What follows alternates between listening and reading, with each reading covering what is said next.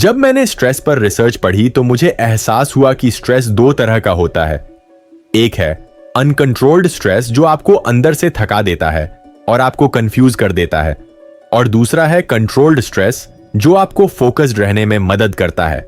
सफल लोग और स्टूडेंट्स अपनी प्रोडक्टिविटी बनाए रखने के लिए अपने स्ट्रेस को मैनेज करते हैं। मैंने 7 आसान तरीके खोजे हैं जिन्हें आप स्टेप बाय स्टेप फॉलो करके न सिर्फ एग्जाम और पढ़ाई के स्ट्रेस को कम कर सकते हैं बल्कि उसे फोकस और ताकत में भी बदल सकते हैं। उन लोगों को बहुत सम्मान जो खुद पर जीत हासिल करते हैं।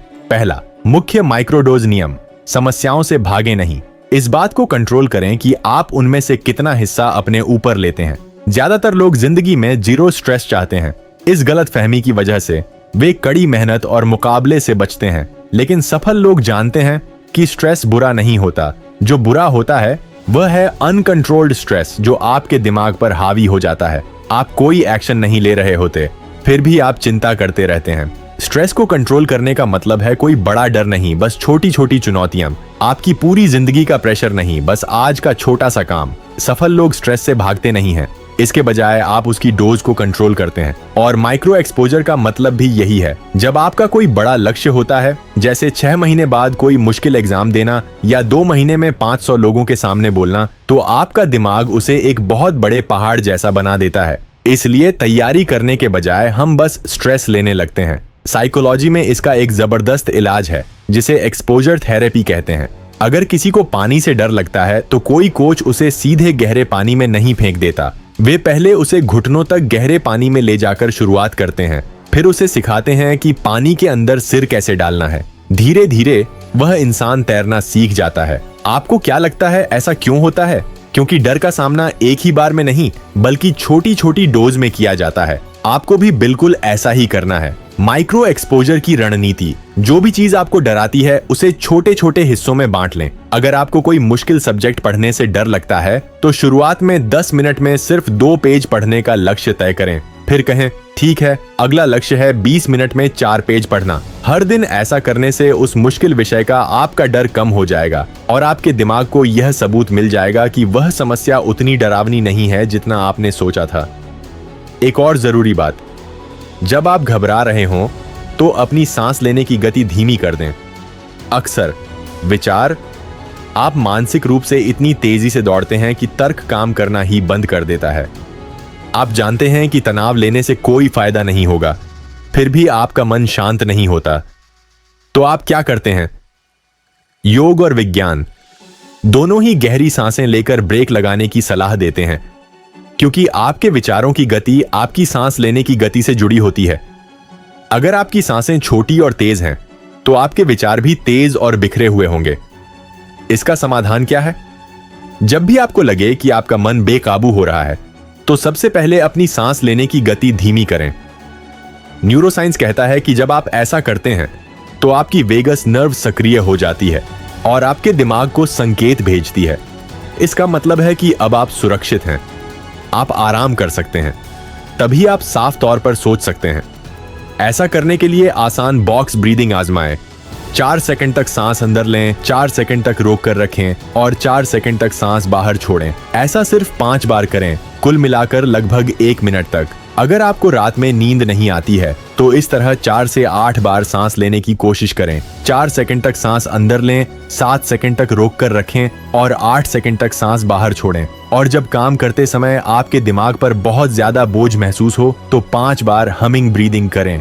सांस बाहर छोड़ते समय बस ऊ जैसी गुनगुनाने वाली आवाज निकालें। यह कंपन आपके तंत्रिका तंत्र को शांत करता है और आपके दिमाग को फिर से ताजा कर देता है। यह वैसा ही महसूस होता है। याद रखें, जब तनाव बेकाबू हो जाए तो सबसे पहले अपनी सांस पर काबू पाएं, क्योंकि जब आपकी सांस धीमी होती है तो तनाव एकाग्रता में बदलने लगता है। तीसरा सिद्धांत है नकारात्मक विचारों को चुनौती देना। जब चिंता बेकाबू हो जाती है तो आपका दिमाग समस्याओं को हल नहीं करता, बल्कि वह भविष्य के बारे में डरावनी फिल्में बनाने लगता है। क्या होगा अगर मैं असफल हो जाऊं? क्या होगा अगर सब कुछ गलत हो जाए? क्या होगा अगर मैं कभी न बदलूं? और अगर आप इन डरावने विचारों को चुनौती नहीं देते हैं तो वे आपकी विश्वास प्रणाली को खोखला कर देते हैं। याद रखें, डर और आपकी विश्वास प्रणाली साथ साथ चलते हैं। आप इस तरह फंसे नहीं रह सकते। आपको क्या करना होगा? जोको विलिंग तरीके का इस्तेमाल करें। यह एक बेहतरीन तकनीक है। जब भी कुछ बुरा होता है या आपको तनाव महसूस होता है तो 10 सेकंड के अंदर अच्छा कहें। जैसे अगर आपको लगता है मैं पीछे रह गया हूं या मुझे देर हो गई है तो बस अच्छा कह दें। इसका मतलब यह नहीं है कि जो हुआ वह सच में अच्छा था। इसका मतलब यह है कि आप अभी भी स्थिति को अपने नियंत्रण में रखे हुए हैं। आप अपने विचारों और अपने कार्यों दोनों को नियंत्रित कर रहे हैं। फिर खुद से पूछें, इस स्थिति में मैं अपनी इस चिंता से क्या सीख सकता हूं और मैं अभी तुरंत कौन सा छोटा सा कदम उठा सकता हूं। जैसे ही आप अपनी चिंताओं और तनाव पर सवाल उठाना शुरू करते हैं, आप अपनी नकारात्मक भावनाओं पर रोक लगा देते हैं। आपका दिमाग घबराहट की स्थिति से बाहर निकलकर काम करने के तरीके में आ जाता है।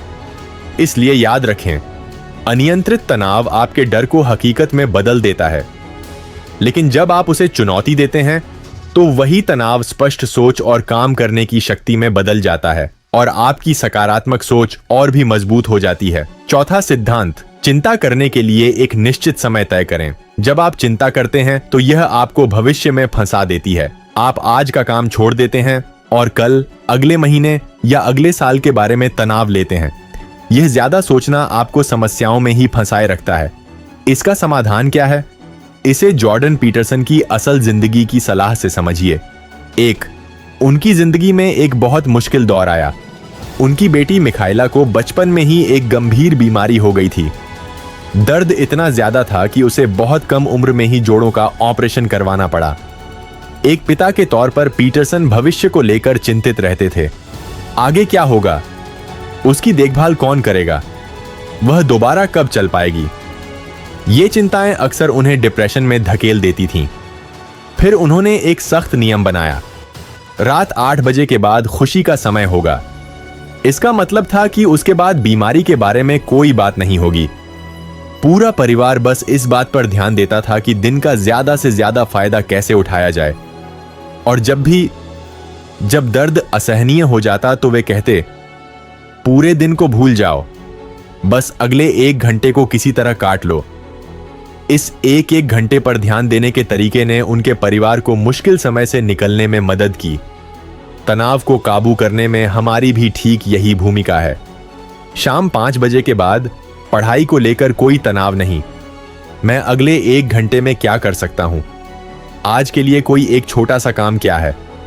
मैं आज की शाम को और बेहतर कैसे बना सकता हूं? अगर आप सिर्फ 5 मिनट के लिए अपने समय को ठीक से मैनेज कर लें तो धीरे धीरे बड़ी समस्याएं भी अपने आप हल होने लगेंगी। 5वां सिद्धांत, हीरो पर ध्यान दें, डर पर नहीं। बस इतना ही। आइए इसे एक आसान सी कहानी से समझते हैं। रात का समय है। कुछ बच्चे एक डरावनी फिल्म देख रहे हैं। जैसे ही स्क्रीन पर कोई भूत आता है, बच्चे अपनी आंखें बंद कर लेते हैं। लेकिन पिता उनसे कहते हैं कि अगली बार जब कोई राक्षस दिखे तो नजर मत हटाना। राक्षस पर ध्यान देने के बजाय उन्होंने हीरो को देखना शुरू कर दिया और जैसे जैसे वे उसे देखते गए, उनका डर कम होने लगा। क्यों? क्योंकि उनका ध्यान खतरे से हटकर इस बात पर चला गया कि वे उस स्थिति का सामना कैसे कर रहे हैं। मेरी जिंदगी के सफर में भी एक ऐसा ही दौर आया था। मैं अंदर ही अंदर धीरे धीरे टूट रहा था। अपने करियर को लेकर बहुत ज्यादा तनाव में था। मेरी पढ़ाई और काम दोनों ही पिछड़ने लगे थे। फिर बिना सोचे समझे ही मैंने भी उसी हीरो वाले नियम को अपना लिया। मैंने डर पर ध्यान देना छोड़ दिया और उन सफल लोगों को देखना शुरू कर दिया जो पहले ही उस मुश्किल दौर से गुजर चुके थे। मैंने उनके रूटीन देखे, उनकी प्रक्रिया सीखी और रोज छोटे छोटे कदम उठाने शुरू किए। तभी मुझे एहसास हुआ कि डर आपको सिर्फ समस्या दिखाता है, लेकिन सही रोल मॉडल आपको सिखाता है कि उसका सामना कैसे करना है। इसलिए जब भी तनाव हो तो सिर्फ यह मत सोचो कि मेरा क्या होगा। इसके बजाय खुद से पूछो, जिस इंसान ने इस दौर का सामना किया उसने रोज क्या किया? उनकी प्रक्रिया और आदतों से सीखो। अगला पॉइंट है किसी एक आदत पर काबू पाना। अक्सर तनाव समस्या की वजह से नहीं बढ़ता, बल्कि इसलिए बढ़ता है कि तो इसका मतलब है कि आपका दिमाग पहले से ही थका हुआ है, आपकी नींद खराब है, आपका रूटीन बिगड़ा हुआ है और आपकी एनर्जी कम है। इस हालत में छोटे मोटे तनाव भी बहुत बड़े लगते हैं, लेकिन आप सिर्फ एक छोटी सी आदत से अपना तनाव काफी हद तक कम कर सकते हैं। यह आदत इतनी असरदार है कि मेडिकल रिसर्च भी इसकी पुष्टि करती है। डॉक्टरों ने 3 लाख लोगों पर एक जबरदस्त प्रयोग किया। एक ग्रुप को तनाव कम करने के लिए असरदार दवाएं दी गईं, दूसरे ग्रुप को कोई दवा नहीं दी गई, सिर्फ यह एक आदत अपनाने को कहा गया। नतीजा चौंकाने वाला था। यह आदत दवाओं से भी ज्यादा असरदार साबित हुई। लोगों के नकारात्मक विचार और डिप्रेशन में 54% की भारी गिरावट आई। वह असरदार आदत थी 7 से 9 घंटे की नींद लेना। यह भी साफ था कि सिर्फ ज्यादा देर तक सोना ही काफी नहीं है। एक तय समय पर बिस्तर पर जाना ज्यादा जरूरी है, क्योंकि नींद का एक तय समय आपके हार्मोन, फोकस, एनर्जी, खाने की इच्छा और पूरे चक्र को नियंत्रित करता है। छात्रों की नींद बिगड़ने का सबसे बड़ा कारण है दिन में बहुत ज्यादा झपकी लेना। अगर आप दिन में बहुत ज्यादा देर तक सोते हैं तो रात को सही समय पर आपको नींद नहीं आएगी और आपका पूरा शेड्यूल बिगड़ जाएगा। सीधा सा नियम है, दिन में 40 मिनट से ज्यादा की झपकी न लें। बस इतनी नींद लें कि आप रात को अपने तय समय पर आसानी से उठ सकें। यह छोटी सी आदत आपके तनाव को फोकस में बदल देगी। यह आपको कड़ी मेहनत करने की एनर्जी देगी। अगला पॉइंट, अकेले संघर्ष न करें, एक टीम बनाकर सामना करें। कुछ तनाव अकेले संभालना मुश्किल होता है, क्योंकि जब आप अकेले होते हैं तो आपका दिमाग बार बार एक ही खतरे को देखता रहता है। उसे कोई अवसर या समाधान नजर नहीं आता, वह बस और ज्यादा डर जाता है। इसका हल हमें आदिवासियों के काम करने के तरीके से मिलता है। वे कभी भी खतरनाक जंगली जानवरों का शिकार अकेले नहीं करते थे, वे हमेशा समूह में जाते थे, क्योंकि समूह में तनाव तब और भी बढ़ जाता है जब आप उसे अकेले ही संभालने की कोशिश करते हैं। यही नियम आमतौर पर हर तरह के तनाव पर लागू होता है। अगर कोई खास विषय या चीज आपको सबसे ज्यादा तनाव दे रही है तो उससे अकेले मत लड़िए। अगर कोई मुश्किल विषय आपको तनाव दे रहा है तो उसे समूह में मिलकर पढ़िए। अगर कोई समस्या आपको अंदर ही अंदर खाए जा रही है तो किसी सही व्यक्ति से उसके बारे में बात कीजिए, क्योंकि जब कोई समस्या आपके मन में ही दबी रह जाती है तो वह एक भयानक रूप ले लेती है। लेकिन जब आप दूसरों के साथ मिलकर उस समस्या का सामना करते हैं तो आपके मन को नए विचार, सहारा और सही दिशा मिलने लगती है। इसलिए याद रखिए, हर तरह के तनाव का हल आपकी इच्छा शक्ति में छिपा होता है। यह अपने आप नहीं होता। कुछ तनाव सही लोगों के साथ, सही बातचीत और सही सहारे से ही हल होते हैं। सारांश, सबसे पहले माइक्रो डोजिंग का नियम।